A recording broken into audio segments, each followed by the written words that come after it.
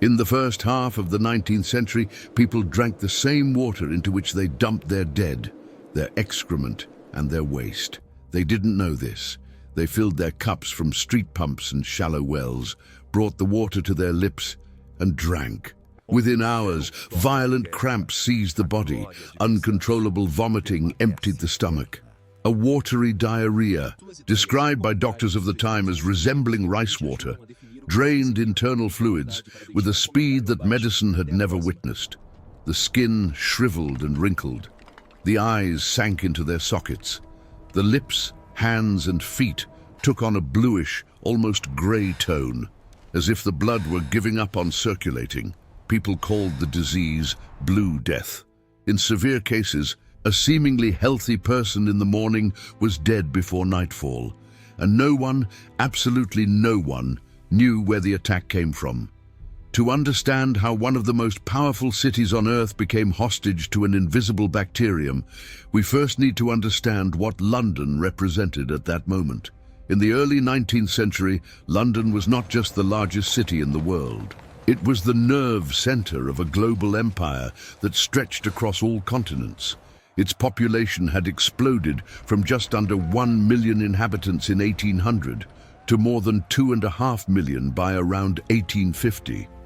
The Thames docks received goods from every corner of the planet. Trade flowed uninterrupted. Factories produced on an unprecedented scale. The Great Exhibition of 1851, housed in the Crystal Palace, attracted visitors from around the world and presented Great Britain at the height of its imperial dominance. London was, in the eyes of its contemporaries, living proof that human progress had no limits. But this dazzling metropolis hid a secret that no World's Fair displayed. Beneath its busy streets and behind its Victorian facades, London was literally drowning in its own waste. The city had grown at dizzying speed, but its underground infrastructure remained essentially medieval. There was no unified sewer system. Houses dumped their waste into pits dug in basements or backyards, precariously lined with bricks called cesspools. When these pits overflowed, and they overflowed frequently, the liquid saturated gardens, infiltrated basements, and ran down the streets until it reached the nearest watercourses. Small rivers like the Fleet and the Tyburn, which originally cut through the city toward the Thames, had transformed into open sewage channels. Men called night soil men descended with shovels and wicker baskets to the bottom of the pits to remove the accumulation of solid matter. The stench was so unbearable that the government required the work be done exclusively at night. In the poorest neighborhoods, like Whitechapel, Bethnal Green, and the notorious St. Giles slum, entire families shared a single room without ventilation, without running water, and without access to any form of sanitation. They shared communal latrines when any were available. When there weren't, they used the streets. The irony is that a supposedly hygienic innovation dramatically worsened the problem. The popularization of the flush toilet among the middle and upper classes in the first decades of the century was hailed as a civilizing advance. But the toilets were connected to the same cesspools that could no longer support the existing volume. The additional discharge of water caused the cesspools to overflow even more frequently. The solution found by enterprising plumbers was to connect the toilets directly to the existing sewer network. The problem is that these sewers, originally designed only to drain rainwater, dumped their contents directly into the River Thames. The Thames was, at the same time, the final destination of the city's waste and the primary source of drinking water for its inhabitants. 8 private water supply companies extracted water from the river and distributed it to homes. Some of these companies drew water from stretches of the river that were just a few meters from sewage discharge points. The water that came out of the taps carried, invisible and odorless at certain times, the excrement of millions of people. Londoners were drinking their own waste without knowing it. The infrastructure that should have protected them was, in reality, poisoning them. It was in this scenario that cholera found its perfect host. The disease was not European. It had been born in the Ganges River Delta in India, where it had existed in endemic form for centuries, possibly millennia. Indian texts from the 5th century before the Common Era already described compatible symptoms, but cholera remained confined to the Asian subcontinent until 1817, when a particularly lethal epidemic emerged in the city of Jessore, between Calcutta and Dhaka, and began to spread along the trade routes established by Europeans. The disease traveled with ships. It followed the paths of commerce, pilgrimages, and armies. Within a few years, it reached Southeast Asia, the Middle East, and the east coast of Africa. In the second pandemic, which began around 1829, cholera finally crossed the threshold of Europe. It arrived in Russia, where it killed hundreds of thousands. It reached Poland, carried by Russian soldiers. It swept through Germany and France, where 20,000 Parisians died in a single wave. In October of 1831, the disease landed in Great Britain through the port of Sunderland, brought by passengers on a ship from the Baltic. Cholera had traveled halfway around the world to reach London. And London, unknowingly, had spent decades preparing the perfect terrain to receive it. The first major epidemic hit the city in 1832. The panic was immediate. European doctors did not know the disease. They didn't understand how it was transmitted. They had no cure. Available treatments ranged from the application of leeches and purgatives, exactly the opposite of what the dehydrated body needed, to opium and trips to the coast. None worked. The government created local health boards that entered the alleys and slums to investigate living conditions. What they found confirmed what the dominant medical theory of the time already predicted. The most foul-smelling and dirty areas were the most affected. The conclusion seemed obvious. Cholera was caused by miasma, contaminated air, the putrid vapors that emanated from decomposing matter. The disease came from the stench. This theory was wrong, but it would shape London's response to cholera for more than 3 decades. The second epidemic, between 1848 and 49, was devastating. More than 14,000 Londoners died. The areas south of the Thames, especially Lambeth, Vauxhall and Southwark, were the hardest hit. These were precisely the neighbourhoods whose water companies drew from the river in the most polluted stretches. The coincidence was glaring, but almost no one saw it. Almost no one except a doctor named John Snow. Snow had been skeptical of miasmatic theory since his youth, when, still an apprentice, he cared for sick miners in a coal village and noticed that workers at the bottom of the mines fell ill more frequently than those who lived near the sewage deposits on the surface. If cholera were transmitted by foul air, the pattern should be reversed. Snow reasoned that a disease whose first symptoms manifested in the intestines and not in the lungs or throat probably entered the body through the mouth, not through the nose. In 1849, he published an essay proposing that cholera was transmitted by contaminated water. Few paid attention. The third epidemic arrived between 1853 and 54. It killed more than 10,000 Londoners. It was during this wave that Snow conducted the investigation that would become a founding landmark of modern epidemiology. On August 31st, 1854, a violent outbreak erupted in the Soho neighbourhood in the Broad Street area. In 10 days, more than 500 people died within a radius of a few blocks. Snow ran out of his office. He spent 2 days walking the streets door to door, interviewing residents, doctors, and relatives of the dead, and 2 nights examining official death records. The pattern that emerged was unmistakable. The deaths concentrated around a single public water pump on Broad Street. Snow convinced local authorities to remove the pump handle. The epidemic in that area was already in decline, but the investigation revealed something decisive: a leaking sewer passed just a few meters from the well that fed the pump. The water that residents drank was contaminated with the waste of their sick neighbors. Snow presented his findings to the medical community. The reaction was skeptical, sometimes hostile. The dominant theory was too entrenched. The medical establishment simply could not accept that a disease so devastating could be transmitted by something as mundane as water. But the evidence continued to accumulate.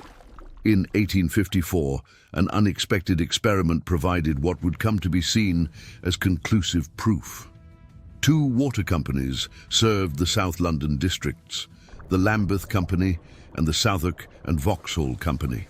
Both drew water from the Thames, but in 1852, the Lambeth Company moved its intake point upriver to a less polluted area. The Southwark and Vauxhall Company did not. When the next cholera epidemic arrived, Snow meticulously documented the mortality in households. He discovered that houses served by Southwark and Vauxhall had a death rate 14 times higher than those served by Lambeth. The two companies served adjacent houses on the same streets. The only difference was the source of the water. It was a natural experiment of such clarity that it left no room for doubt. And yet, many continued to doubt. What finally forced London to act was not the scientific evidence accumulated by Snow. It was not the growing mountain of corpses from the poor neighborhoods. It was the stench. In the summer of 1858, London experienced what would come to be known as the Great Stink. That year's heatwave was particularly intense. The Thames, already heavily polluted, essentially turned into an open cesspool under the sun. The smell that rose from the river was so overpowering that it permeated every corner of the city. Newspapers described it as infernal, suffocating, unbreathable. Residents near the river couldn't open their windows. Commerce along the riverbanks came to a halt. The ferries that crossed the Thames were practically abandoned. Parliament was in session that summer. The newly constructed Palace of Westminster building stood on the river's edge. The parliamentarians felt the full force of the stench. The curtains were soaked with chloride of lime in a desperate attempt to block the smell. It didn't work. Members of Parliament were seen fleeing the chamber with handkerchiefs pressed against their noses. There were serious proposals to transfer the government to Oxford, Edinburgh or Dublin. The situation had become unsustainable. When the stench invaded the nostrils of legislators, decades of political inertia dissolved in weeks. The problem was intolerable because for the first time, it didn't just affect the poor, it affected the powerful. Benjamin Disraeli presented a bill that was passed in just 18 days. Parliament granted full powers and £3 million to the Metropolitan Board of Works to build a completely new sewer system. Chief Engineer Joseph Bazalgette, who had spent years drawing up plans that were repeatedly shelved, finally received authorization to execute them. Construction began in 1859. The project was colossal. Bazalgette designed 6 major interceptor sewers that ran parallel to the Thames, totaling about 160 kilometers. These interceptors captured sewage from local networks before it reached the river and redirected it eastward to discharge points beyond the metropolitan area. To feed the interceptors, more than 1,100 kilometers of street sewers were built. The work consumed 318 million bricks and 670,000 cubic meters of concrete. Thousands of workers dug the tunnels by hand. The demand for labor raised masons' wages by 20%. Bazalgette insisted on the use of Portland cement, water-resistant and extraordinarily durable. A decision that would guarantee the system's longevity for more than 150 years. Monumental pumping stations were erected at strategic points. The Abbey Mills Station in the Lee River Valley and the Crossness Station in the Erith Marshes were designed with the grandeur of cathedrals, ornate cast-iron columns, polychrome arches, and immense steam engines that lifted sewage from lower levels to upper conduits. Bazalgette personally supervised every connection to the system. The project records contain thousands of linen plans with handwritten annotations in Indian ink. Approved, rejected, insufficient dimensions. The work was partially inaugurated in 1865 and fully completed in 1875.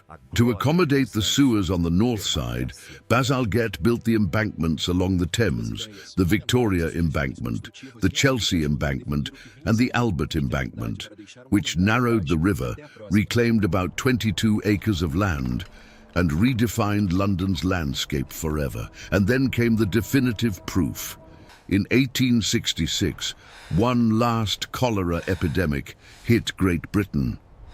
But this time, London was largely spared. The outbreak concentrated in the East End, specifically in the neighbourhoods that were not yet connected to Bazalgette's new sewer system. The correlation was irrefutable. Areas with modern sewerage survived, areas without it died. Miasmatic theory had motivated the construction of the sewers. Politicians wanted to eliminate the stench they believed caused disease.